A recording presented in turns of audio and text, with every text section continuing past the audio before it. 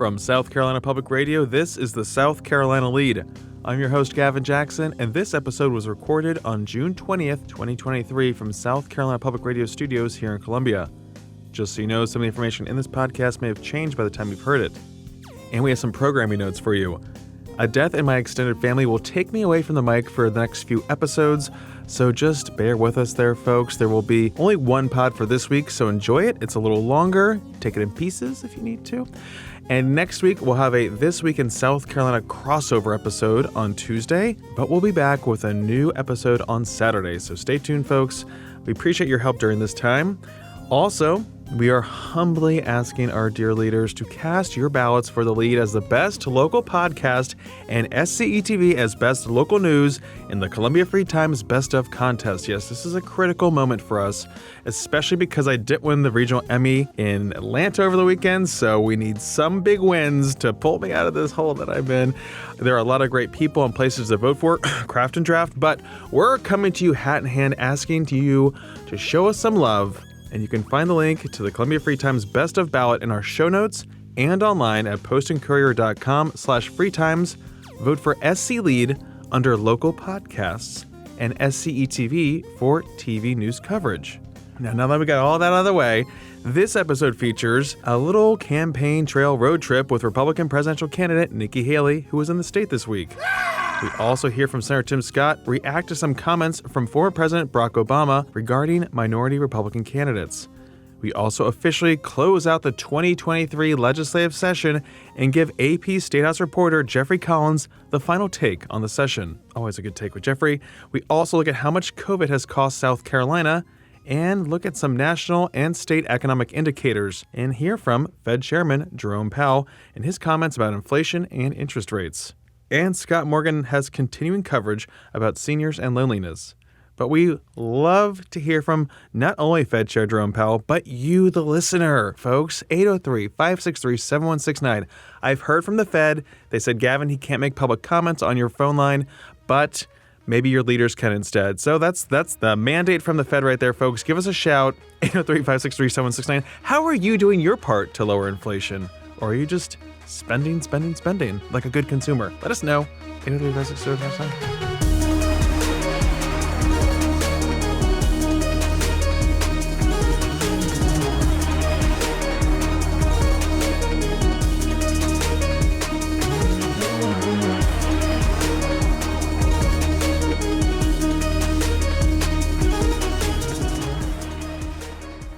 Republican presidential candidate Nikki Haley was on the trail Monday, the Juneteenth holiday, just days after her husband Michael's deployment to support U.S. Africa Command for the next several months as part of a broader SC Army National Guard deployment.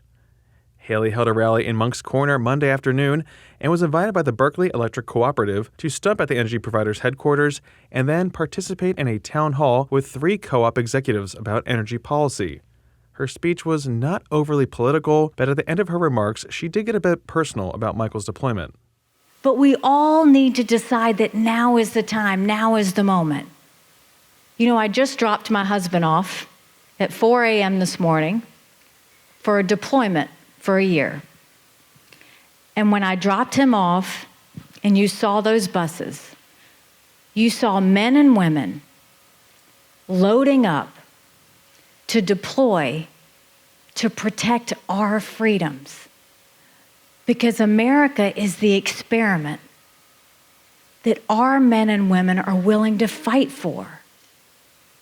They'll sacrifice for it. Every country wants what we have, but we have to want it. We have to want it as much as those men and women that got on that bus want it. And they need to know we appreciate it. You know, someone asked me why I was running. And I said, my parents came to this country 50 years ago to an America that was strong and proud and full of opportunities. I want them to know that country again. I'm doing this for my husband and his military brothers and sisters. They need to know their sacrifice means something. They need to know that we do appreciate our freedoms, that we do love our country. I'm doing this for my daughter who just got married, and I saw how hard it was for her and her husband to buy a home. And I'm doing this for my son who's going to be a senior in college, And I'm watching him write papers of things he doesn't believe in just to get an A. Haley spoke for about 30 minutes in a large garage space on a stage in front of a flatbed truck that had a huge electrical transformer on it. It's quite the scene there. Also in the audience were dozens of linemen who worked to keep up and repair lines, especially during severe weather, which we have seen over the years in our state, including several major hurricanes and winter storms during Haley's tenure. After her speech, Haley was joined on stage by Mike Fuller, President and CEO of Berkeley Electric Cooperative, Rob Hochstetler, President and CEO of Central Electric Power Cooperative, and Jimmy Statton, President and CEO of Santee Cooper. The four had a brief question and answer about energy policy and Haley's vision for it. The way to handle where we go, and what I would do, is stop demonizing energy producers. They're the ones that save us.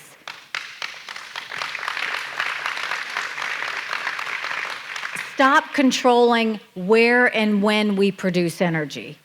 Make sure that we look at the fact that we have to roll back these green subsidies. Companies want to be green on their own. They'll do it. I saw it in South Carolina. They do it even if it meant costing more. They would do it because they wanted to be good stewards of the environment. Let's speed up our permitting for our pipelines. That's hugely important. And let's push off the EPA from overregulation. When you start doing those types of things, everyone wins. Industry wins, families win, our country wins, and our enemies are upset. That's when you know that's a winning combination. This energy-related speech from Haley came after her visit earlier this month to the Permian Basin in Texas, where she also held a press conference in front of an oil rig as she discussed the need for clean, safe, and environmentally friendly energy, but also criticized the Biden administration for canceling oil and gas projects when America needs consistency and predictability when it comes to energy. Sticking with Haley, the former U.S. UN ambassador also wrote out her Iowa leadership team last week. According to the Des Moines Register, Haley has signed up Bill Mackey to be her political advisor in Iowa. Mackey was previously a campaign manager for Iowa 3rd Congressional District Republican Zach Nunn. Other members of her leadership team include Iowa State Senator Chris Cornoyer, Iowa State Representative Austin Harris, Don Roberts, a former Polk County GOP chair and Iowa Secretary of State nominee, and Emily Suckup-Schmidt, a business leader, mother, and community leader. So Haley got her team on the ground there in Iowa. Now, like many other candidates, she sees herself a bit more of an Iowa type than a New Hampshire type. Iowa over the years has pivoted hard to the Republican side, and Haley counts Governor Kim Reynolds as a close friend, though Reynolds is not endorsing anyone in this race, but the two are seen together and they're very close, as I've seen before on the trail in Iowa. Now, Real Clear Politics' average of polls puts Haley in third with 4.7% in the Hawkeye State, behind Florida Governor Ron DeSantis with 25% and former President Donald Trump at 46%. Again, those are averages of polls. And Barack Obama has entered the 2024 chat. That's right, we're pivoting to someone we haven't heard much from. And last week, the former president was on the Axe Files podcast, hosted by his former senior advisor, David Axelrod, where former President Obama said this about Senator Tim Scott and Nikki Haley. I haven't spent a lot of time studying Tim Scott's speeches. I think there is a long history of African American or other minority candidates within the Republican Party who will validate America and say, everything's great and we can all make it. I mean, Nikki Haley, I think, has a similar approach. She does, yeah. Right? You know, look at me. I'm an Asian Indian American woman, and my family came here and we worked hard. Clarence Thomas probably gave the same speech at some point, I guarantee, in some commencement, as did Alan Keyes, the first guy that I ran against. Yeah. I don't think it's look, I'm not being cynical about Tim Scott individually. I am maybe suggesting that the rhetoric of can't we all get along, and the quotes you made about, from my speech in 2004 about there's a United States of America, that has to be undergirded with an honest accounting of our past and our present. And so if a Republican who may even be sincere in saying, I want us all to live together, doesn't have a plan for how do we address crippling generational poverty that is a consequence of hundreds of years of racism in the society, and we need to do something about that. If that candidate is not willing to acknowledge that again and again we've seen discrimination in everything from getting a job to buying a house to how the criminal justice system operates. Senator Scott was on Fox News Sunday with Shannon Bream, where he had this response. There's no higher compliment to be attacked by President Obama. Whenever the Democrats feel threatened, they drag out the former president and have him make some negative comments about someone running, hoping that their numbers go down. Here is what people need to know. The truth of my life disproves the lies of the radical left. You talk about addressing the issue of poverty. My opportunity zones have seen more than $50 billion go into the poorest, hardest hit communities in this country. The majority of them are minority. Think about the HBCU funding that in his administration, he totally missed it. We took the funding for HBCUs to the highest level in the history of the country. And then, Shannon, we made it permanent. And the radical left and the teachers unions refuse to allow quality education in big blue cities. I support school choice because I support common sense. The radical left and President Obama, they have failed, and they have failed. We will make it happen. Under my administration, we will make sure that kids have quality education in every single zip code. We'll work on Opportunity Zones 2.0 to make sure that we bring more resources, more opportunities, and more jobs to the hardest hit areas, whether that's rural Iowa or inner city Chicago. There is a way for us to alleviate poverty, not by race, but by the statistics themselves. That's what America stands for. And if anyone should be standing and shouting at the mountaintops that America is not a racist country, it should be the man that Americans supported twice for the nomination and becoming president. The evolution of America is palpable. Progress in this nation, undeniable. Tim Scott is one of only 3 black senators in the upper chamber and the only Republican. Nikki Haley, who is of Indian descent, tweeted Obama, quote, set minorities back by singling them out as victims instead of empowering them. In America, hard work and personal responsibility matter. My parents didn't raise me to think I would forever be a victim. They raised me to know that I was responsible for my success, quote. So let's take a break from the campaign trail and really put a button on the legislative session. Yes, we heard from House leadership last week at the finale of this rare special session with lawmakers meeting several times post-sine die at the behest, specifically executive order, of the governor to get their budget and other priorities done and to his desk. Did you get that? Because I'm not saying again, you guys that listen at 1 × 2 speed plus 5. Well, they did that last week, and to cap it all off, I spoke with Jeffrey Collins, State House reporter with the Associated Press, about the session. Jeffrey is one of the longer-serving reporters in the press corps, and I opened by asking him this about the budget process. Here's part of our conversation from This Week in South Carolina. The last time we talked, Gavin, I was like, yeah, they'll have that budget deal done next week. Oops. But it was but they did get it done, and it did get done before the July 1st deadline for the new fiscal year to start. The big sticking point, oddly enough, in a $13 billion budget was $100 million roughly to get off the ground a new veterinary school at Clemson University.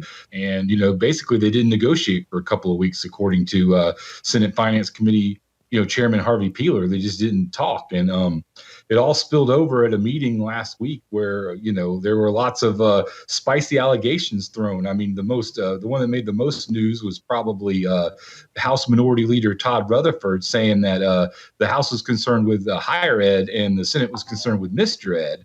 So that was, that made the big news. But I mean, on the other side of things, Harvey Peeler, the Senate Finance Committee chairman, came out and told his House counterparts that the Speaker of the House can't be the Speaker of the Senate too. So I mean, there was we're all watching that going, whoa. I mean, that's one of the more testy exchanges. Typically, they don't get personal. But funny thing is, they met the next day. Merle Smith, the Speaker of the House, got in the meeting with Harvey Peeler and with House Ways and Means Chairman Bruce Bannister, and they worked it out. I mean, it's a $13 billion budget. Pretty much everyone got their wish list set, including, in fact, some earmarks for lawmakers. There's a lot of those local projects like downtown revitalizations, parks, stuff like that.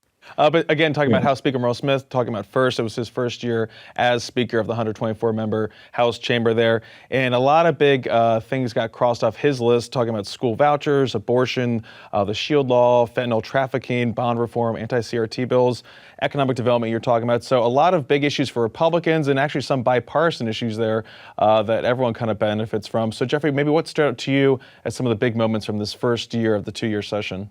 Certainly, we were paying very close attention to how the House would operate under the new Speaker.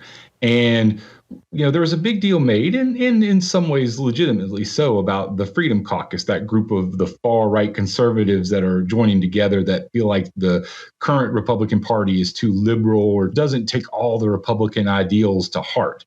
And what they see as Republican ideals, should say. And so, the interesting thing is we made a lot out of that, but in the end, they didn't cause a whole lot of, they didn't gum up the works very much at all this year. I mean, basically, Speaker Smith talked to reporters yesterday after things wrapped up.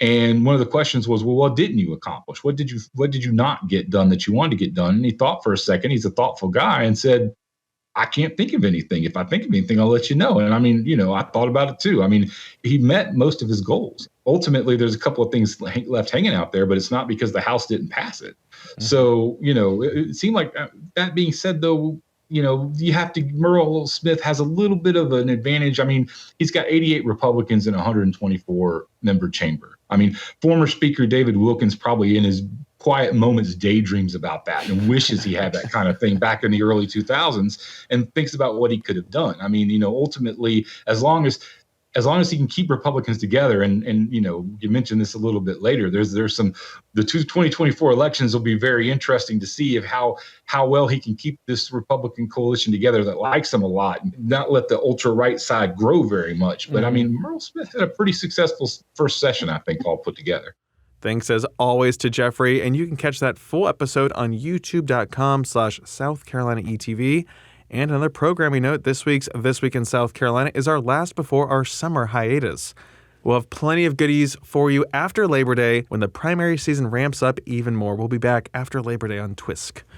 And on the way out of this section, let's look at the cost of COVID in South Carolina.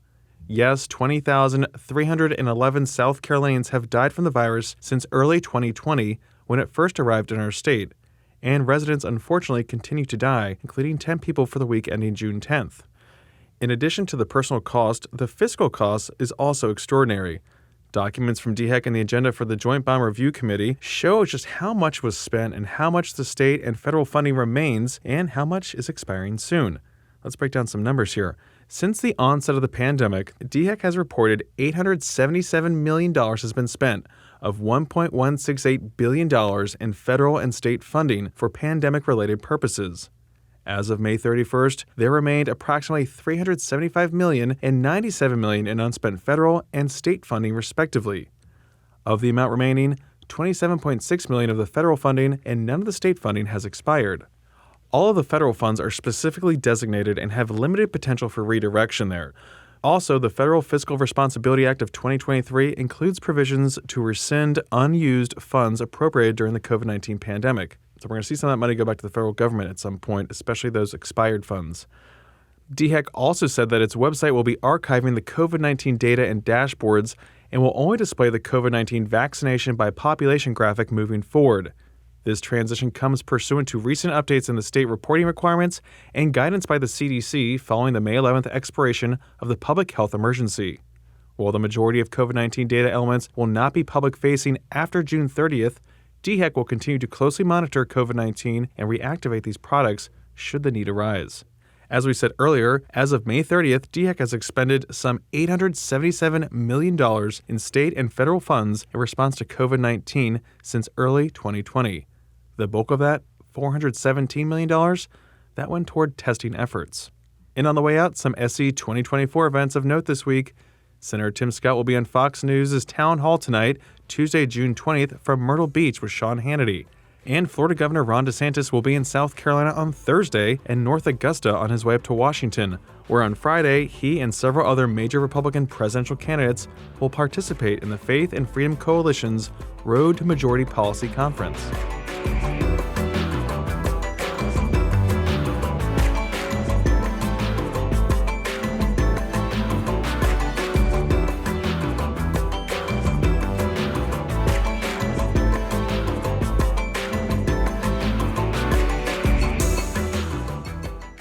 Let's get a little bit of an economic update for y'all right now, okay? A little break. Let's talk about numbers after we do the numbers.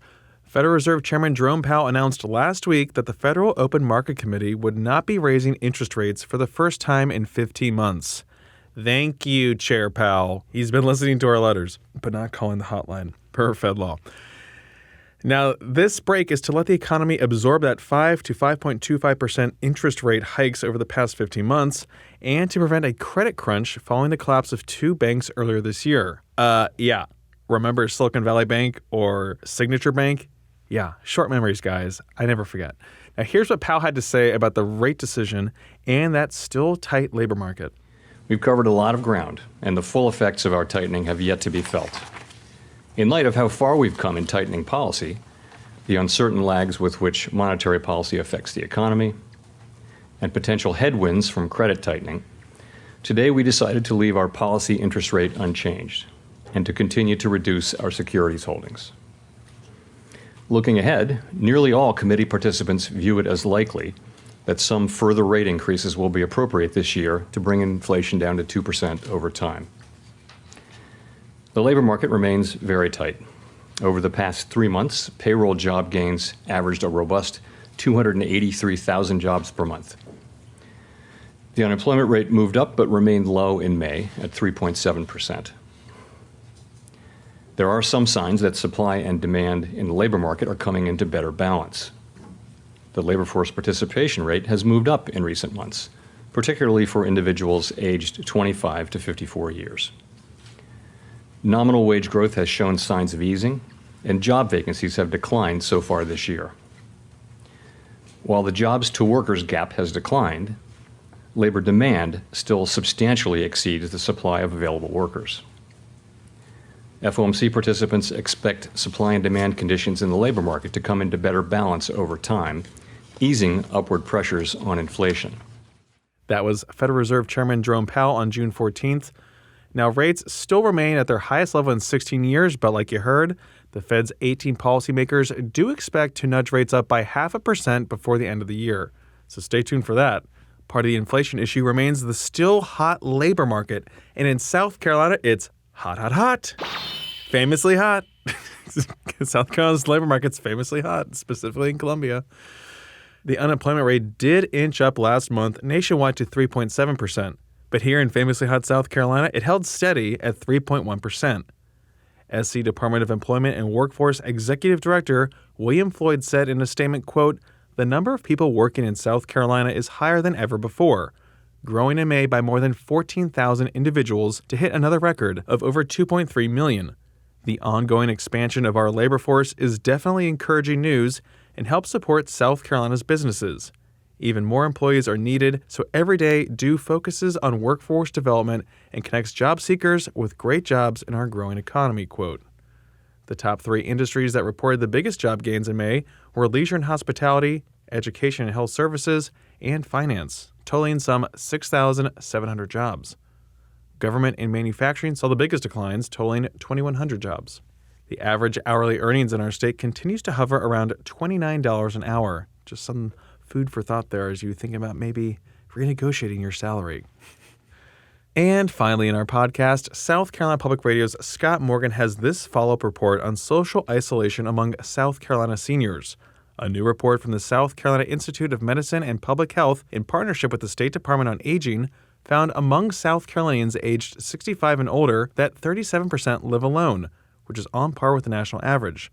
35% live with a disability, which is slightly higher than the national average, and 1 in 10 live in poverty, again, also slightly above the national average. Scott caught up with some South Carolina seniors to get their reaction to the report.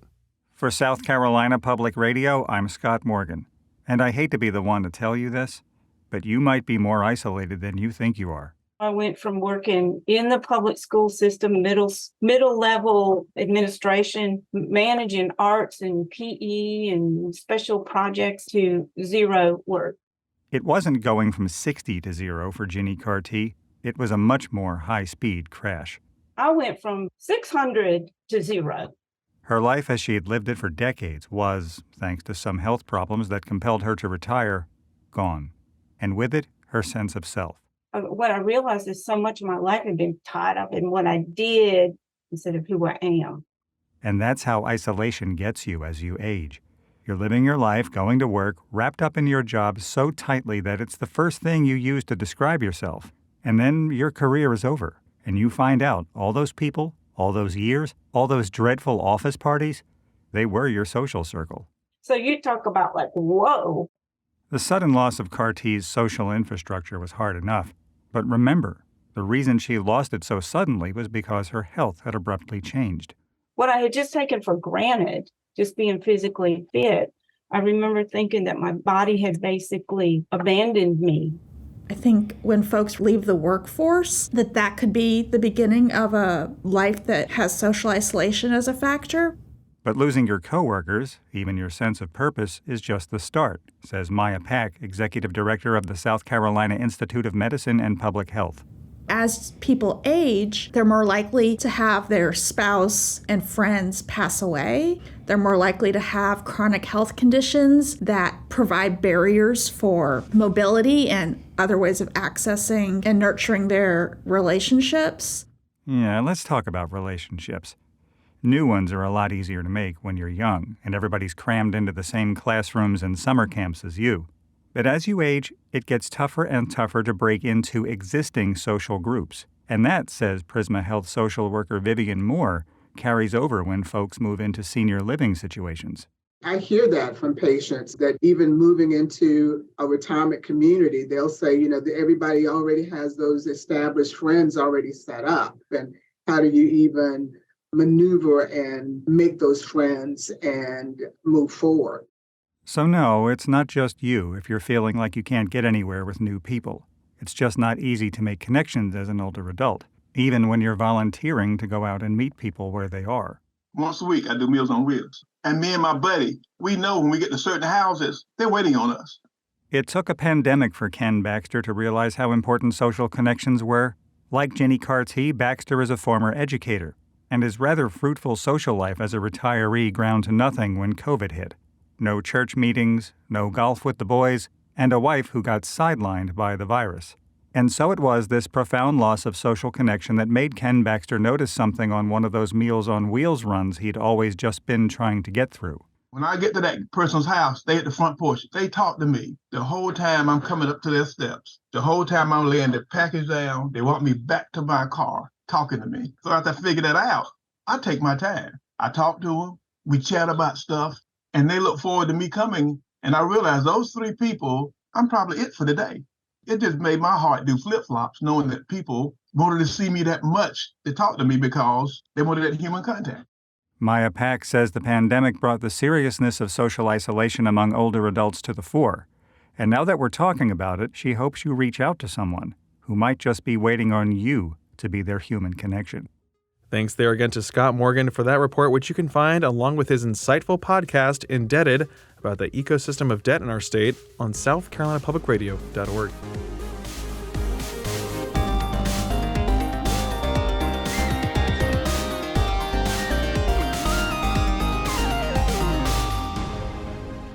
Welcome to the wind down section, our little break from the news, and we're glad you're here. Not only am I glad that A.T. Shire, producer of the podcast, is here, yes. but A.T., we have someone else here with us. Oh, my goodness. We've been teasing this for a while, but yes, we do. I'm not the only one with Gavin here. Mayan Schechter, oh yeah, South Carolina Public Radio's newest reporter, is here with us in studio on the lead wind down. Mayan, welcome back. You've been on the other side of the microphone figuratively. Now you're on our side of the microphone. It's so good to be here. Listen to that radio voice, folks. Already radio voiced ready. Anyway. I've been practicing only every day, every night before bed. Speaking into the mirror. How are you going to say it? Are you going to go, Mayan Schechter, South Carolina Public Radio? That is a fantastic question. My family has asked that same question. I just want it to be a surprise. Everyone It'll come can to just you. Be surprised. Right. It'll come to you. It'll hit me one day. Okay, well, one thing, you got to think on your feet. We get calls here, and you got to react to them, okay? Live fire. We all have not heard this before. First-time caller, says on the transcript. So let's go, Gavin. Are you ready? Yes. Mayan, are you ready? I'm ready. Okay, here we go. Hey, Gavin and AT. This is Jesse calling from the Low Country. Been listening to the lead since 2020. Ashamed to say that I am a first-time caller here in 2023. but I was really inspired by your last recommendations for restaurants down in Charleston since I'm living in the area. But I want to take the conversation a different direction because I'm going to be in Columbia for business in a couple of weeks. And I would love to know some restaurant recommendations that you guys. I'm visiting Columbia one time, probably never going to come back, just going to stay in Charleston. No shade there, just the truth of it. And yeah, what do you guys recommend? And probably no hot dogs because whenever I brought up the is a hot dog a sandwich debate, it almost ended my marriage with my wife. So no hot dog recommendations, but any other dinner recommendations you've got while I'm visiting Columbia would be appreciated. Really appreciate what you guys do on the lead. Love the news that you get. And you know, politics drive me insane. By the time we get to the end of the wind down section, I've regained my sanity. So I'll keep listening for now. Thanks. Jesse from the Low Country, what a beautiful little voice message What a good there. call. He like knocked out everything and perfect time, very eloquent. 2020 listener, I feel like we have a lot of folks that really jumped on the bandwagon back in 2020 with the COVID. We were doing 3 episodes a week. It was disgusting. Yeah, it was terrible. It was unhealthy. Yeah, but Columbia, he's gonna be here in Columbia. Says he'll never be back. He's talking like a Charleston. I don't go above Broad Street. It's already like I stay south. So I think the reputations of both Columbia and Charleston, they're hard. They're somewhere in the middle where Charleston is not as good as everyone says it is, and Columbia is not as bad as everyone says it is. Okay. So as far as recommendations, like you gotta hit Craft and Draft, right? Full disclosure. AT's wife owns that bar. My wife owns it, but you do have to hit it. I'll probably be there, and if you let us know, Gavin will show up too. It's part of my contract. Yes, he has a lot of appearances. Mayan, where would you recommend someone go out to dinner here in Columbia? I'm a big fan of Lula Drake. Mm-hmm. I love a good wine bar, and they have some excellent pasta dishes. Yep. And I also really like Transmission. I probably spend a lot of money there. Snaps. I think it's still one of those underrated restaurant bars in Columbia. I love it. Great cocktails, really good food, good people. I love that place. My friend Cam owns it. Cam, he's a caller on this show. Full disclosure, Cam listens to this show. He's lived in my basement. But no, it's a great spot. I mean, just great bar food too. Yes, and it's got a gonna be great bar selection. And the arcade is just there if you need a little something else to do. They have a cabinet that's like half Simpsons, half Ninja Turtles, half Mortal Kombat. And you're like, that's 3 halves. Don't question it. Okay? But it's good. All right? Sounds like where you could live, AT. In a little cabinet. Wait, do you live there actually? I don't live there, okay, because I have a basement and people live in it. Last night, after Mayan's first day of work, I saw her at Bar Grand Sasso. That's a great recommendation. That was so good. I would recommend that strongly. My friend Joe runs it. He is from Long Island, slamming out real good Italian food. That's a great rec. I need to go there. I have not gone there yet. Gavin is struggling with Rex. What would you say? I mean, there's always Bourbon. Bourbon's a solid on Main Street, of course. If you don't want to eat there, then like the cocktail lounge next door is also wonderful. If you're going out, Jesse, I should say, maybe not if your wife's not in town with you, but of course, you'd be going to Tin Roof for a good old time. Now that's our brunch spot that we're talking about there, of course, because you can get a bucket. That's Gavin's good time recommendation. Also, if Hendrix rooftop bar, fun time. I would say, nice outside. You're trying to wine and dine the wife. Hendrix I don't think she's coming, but if he's in town for business. But I'm just saying, if she were to, to reignite their marriage, which could end at any moment based on our conversation. I love that. I love the effects of the stupid stuff that I talk about. Our relationship is always on the verge of breaking based on these conversations. It's part of the show. It's part of the show. It's where we get our creativity. Hendrix is a great call, Gavin. So Jesse, let us know. Hit some of those spots. Yeah. Let us know when you're going to be in town. I'll hang out. I don't care. Moving on. Let's get to Mayan. Back to Mayan. Right. I mean, obviously. Here she is. Guys. Mayan, you are now working in the illustrious South Carolina Public Radio. You have your own office. Oh my God. It's amazing. Yeah. What's the biggest culture shock getting in here? The office. Yeah. I've never had a door. That's huge. Not that I would ever use it ever on you. Open door policy. Yeah, anybody can come in. You have office hours. So much storage, which a girl loves. Yeah, loves some storage. No, it's great. I mean, I've known you guys for a long time, Russ, several others, and heard everybody else's voices on the radio or seen them on TV. So it's really awesome to get to see everybody in person and talk to them like we've been colleagues for forever. Isn't it the quality time getting with Russ McKinney. Oh, of course. Half the job is going to be talking in the office. Most of the time I always saw him at the State House. It's nice. It's nice to have some other options of where to see him. And we've already gotten our little gossip sessions in over the past 24 hours. That's a big part of the job. We've really we've hit our quota for the week. So yeah, it's going to be a change early. of pace. But Maayan, give people a little idea about where your background is, because there's always newspapers, and now here we are, public radio in general. I mean, that's got to be quite the change for you. So where'd you come from? How'd you get here? Sure. So actually, June marks my 10 years of living and working here in the state of South Carolina. Oh, yes. Big deal. So I grew up in Atlanta, Georgia. I Brag. went to school in Asheville, North Carolina. Brag. Wasn't sure what I was going to do with my life. Considered law school. Wow. I know. And then I looked at how much it cost and I said, nope, I'll take the cheaper option. But I grew up in this business and I wanted to continue in my parents' footsteps in journalism. So I moved to South Carolina, had been here last as a baby, I believe, and lived in Aiken, covered local government, crime, general assignment stuff for the Aiken Standard for about 3.5 years.